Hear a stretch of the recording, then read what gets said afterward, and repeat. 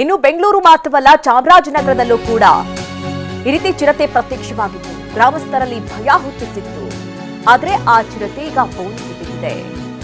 ಗುಂಡ್ಲುಪೇಟೆ ತಾಲೂಕಿನ ಬಸವಪುರದಲ್ಲಿ ಚಿರತೆಯನ್ನ ಸೆರೆ ಹಿಡಿಯಲಾಗಿದೆ. ಜಾನುವಾರುಗಳ ಮೇಲೆ ದಾಳಿ ನಡೆಸಿತ್ತು ಈ ಚಿರತೆ. ಈ ಚಿರತೆ ಸಾಕಷ್ಟು ಉಪಟಳವನ್ನ ಕೊಡ್ತಾ ಇತ್ತು ಅಲ್ಲಿನ ಗ್ರಾಮಸ್ಥರಿಗೆ. ಸಾಕಷ್ಟು ದಿನಗಳಿಂದ ಅಲ್ಲಿ ಓಡಾಡೋದಕ್ಕೂ ಕೂಡ ಜನ ಭಯ ಪಡ್ತಾ ಇದ್ರು. ಅಂತಹ ಪರಿಸ್ಥಿತಿ ಇತ್ತು.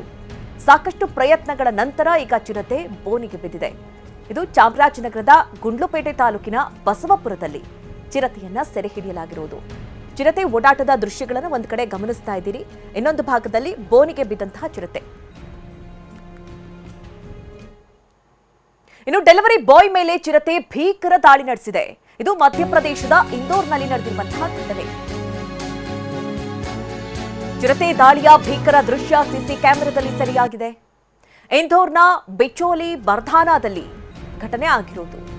ಬೈಕ್ನಲ್ಲಿ ತೆರಳುತ್ತಾ ಇದ್ದಂತಹ ಡೆಲಿವರಿ ಬಾಯ್ ಮೇಲೆ ಯಾವ ರೀತಿ ಅಟ್ಯಾಕ್ ಮಾಡಿದೆ ನೋಡ್ತಾ ಇದ್ದೀರಿ. ಚಲಿಸ್ತಾ ಇದ್ದ ಬೈಕ್ ಮೇಲೆ ಏಕಾಏಕಿ ಚಿರತೆ ದಾಳಿ ನಡೆಸಿದೆ. ಅಂದ್ರೆ ತನ್ಪಾಡಿಗದು ಮೊದಲನೇದಾಗಿ ರೋಡ್ ಕ್ರಾಸ್ ಮಾಡ್ತಾ ಇತ್ತು. ನಂತರ ಆತನ ಗಮನಿಸಿದೆ, ಅದು ಬೈಕ್ನಲ್ಲಿ ಬಂದ ಆತನನ್ನ ಮತ್ತೆ ವಾಪಸ್ ಬಂದು ಆತನ ಅಟ್ಯಾಕ್ ಮಾಡಿದೆ. ಆತ ಚಿರತೆಯನ್ನ ನೋಡಿದ ತಕ್ಷಣ ಅಲ್ಲಿ ಬೈಕನ್ನ ಸ್ಟಾಪ್ ಮಾಡ್ತಾನೆ. ನೋಡಿ, ಗಮನಿಸ್ತಾ ಇದ್ದೀವಿ ಯಾವ ರೀತಿ ಅಟ್ಯಾಕ್ ಮಾಡಿದೆ ಅಂತ.